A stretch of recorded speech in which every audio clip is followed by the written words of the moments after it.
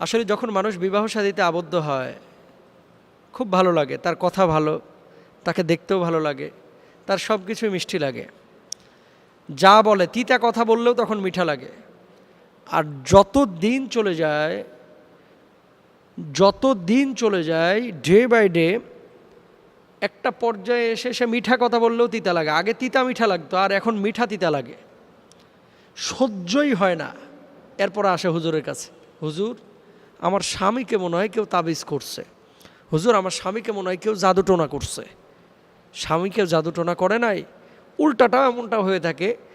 যখন বিয়ে হলো জামাইয়ের সব কিছু ভালো, দেখতে ভালো, নাক ভালো, চোখ ভালো, কান ভালো, সব কিছু ভালো। আলোচনার শুরুতে একটা ছোট্ট উদাহরণ দিই। আমাদের ওস্তাদের একটা গল্প বলতেন। এক এলাকায় এক আল্লাহর ওলি ছিল। তো ওলি সাহেব যখন এবাদত বন্দেগী করতেন স্ত্রী দেখতে পারতেন না। মানে ওলি যত কাজই করুক, সে নামাজ পড়তে গেলেও দোষ, গোসল করতে গেলেও দোষ, খাইতে বসলেও দোষ, ঘুমাইতে গেলেও দোষ, সব কিছুতে মহিলা স্বামীর দোষ খুঁজত। তো একদিন মহিলা রাত্রিবেলায় আকাশের দিকে তাকায়, চাঁদের দিকে তাকায় ভাবছে, ইস আমার জামাইটা যদি ভালো হতো। হঠাৎ দেখতে পাইলো জায়নামাজের ওপরে বসে একজন আল্লাহর ওলি আকাশ দিয়ে উড়ে যাচ্ছে, কোনো গন্তব্যে যাচ্ছে আর কি, আল্লাহর ওলি। তো ওই মহিলা দৌড় দিয়ে এসে স্বামীর কাছে এসে বলতেছে, এই তুমি কি ঘোড়ার ডিমের ওলি?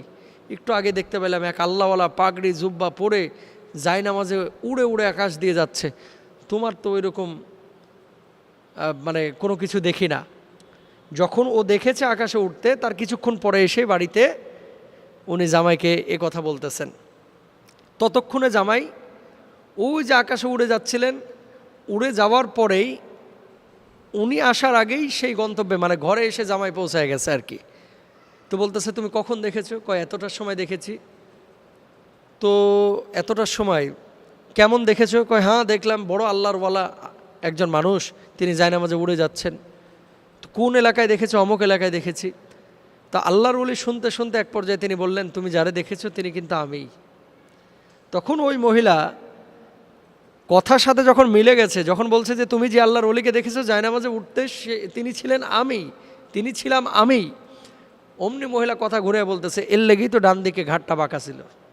মানে এতক্ষণ কোনো সমস্যা হয়নি, এখন সমস্যা হয়েছে, যেমনি স্বামীর কথা শুনেছে ঘাটটা এখন ডান দিকে বাঁকা হয়ে গেছে, এতক্ষণ ভালো ছিল।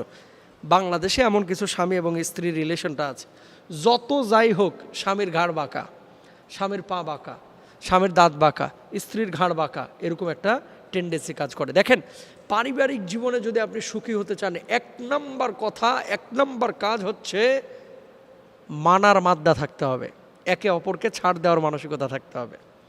যদি না থাকে, আল্লাহ রাসূল সাল্লাল্লাহু আলাইহি সাল্লামের পারিবারিক জীবনেও কিন্তু স্বামী স্ত্রীর মধ্যে মিসআন্ডারস্ট্যান্ডিং হয়েছে।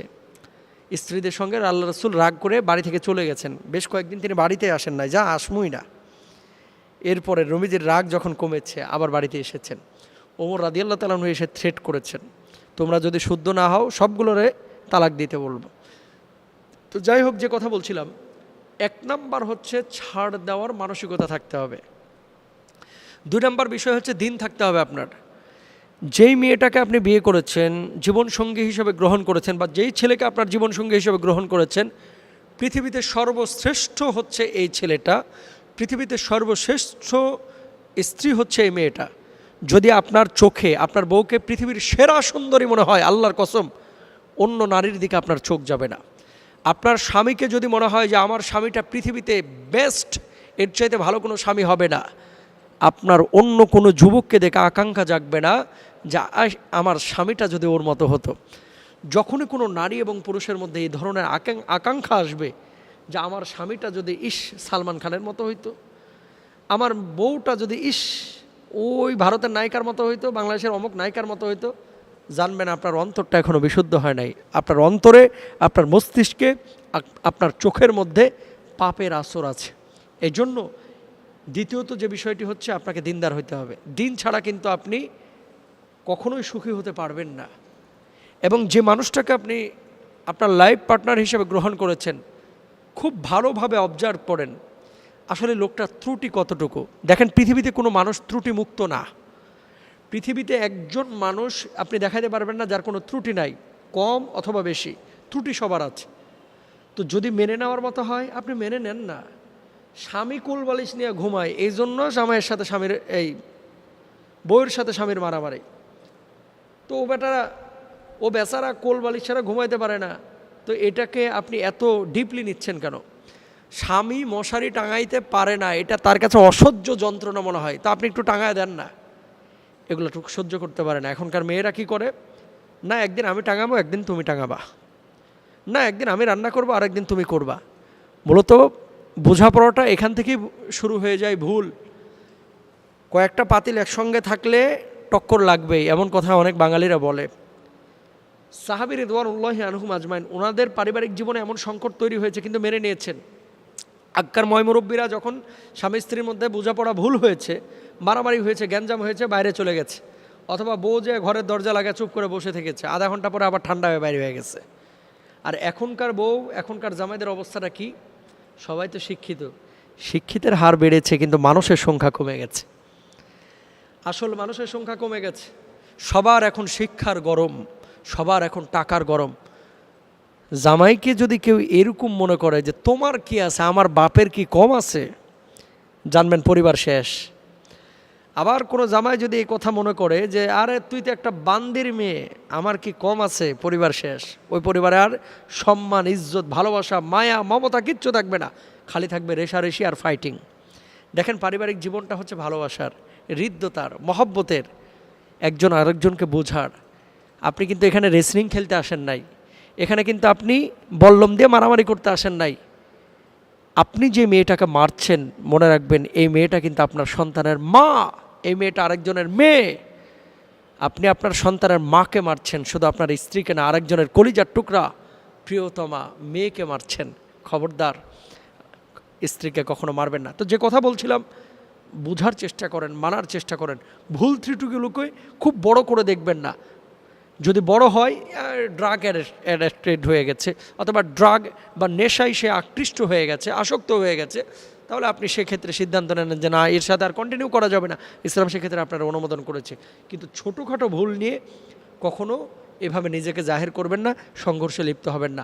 নিজের আমিত্ব এটাকে একেবারে ধুলায় মিশিয়ে দেন। আমি বলতে কিছু নাই, আমার বলতে কিছু নাই, সব কিছুর মালিক আল্লাহ, আর আমি স্বামীর খেদমত করে আল্লাহর জান্নাতে যাইতে চাই। আমি স্ত্রীর ভালোবাসা দিয়ে বা স্ত্রীকে ভালোবেসে আল্লাহর সন্তুষ্ট অর্জন করতে চাই। মনে রাখবেন, ও আশিরুহুন্না বিল মারুফ, স্ত্রীদের সঙ্গে সুন্দর আচরণের কথা আল্লাহ বলেছেন, এবং স্ত্রীদেরকেও স্বামীদের সঙ্গে ভালো আচরণের কথা আল্লাহ বলেছেন। নবীজি স্ত্রীদের দিকে তাকায় থাকতেন, যেখানে গ্লাসে মুখ লাগিয়েছে আল্লাহ নবী সেখানে মুখ লাগায় পানি পান করতেন। কোনো মানুষ মারা যাওয়ার পরে, স্বামী মারা যাওয়ার পরে স্ত্রী যদি তাকে ভালো বলে, আমার আল্লাহ তাকে ভালো বলবে। স্ত্রী মারা যাওয়ার পরে স্বামী যদি তাকে ভালো বলে, আল্লাহ তাকে ভালো বলবে। সুতরাং স্বামী স্ত্রীর ভালোবাসা, মহব্বতের জন্য দিন দরকার, বোঝাপড়া দরকার, অহংকার অহমিকা বর্জন দরকার, তারপরে হিংসাত্মক মনোভাব এটাকে বিসর্জন দেওয়া দরকার।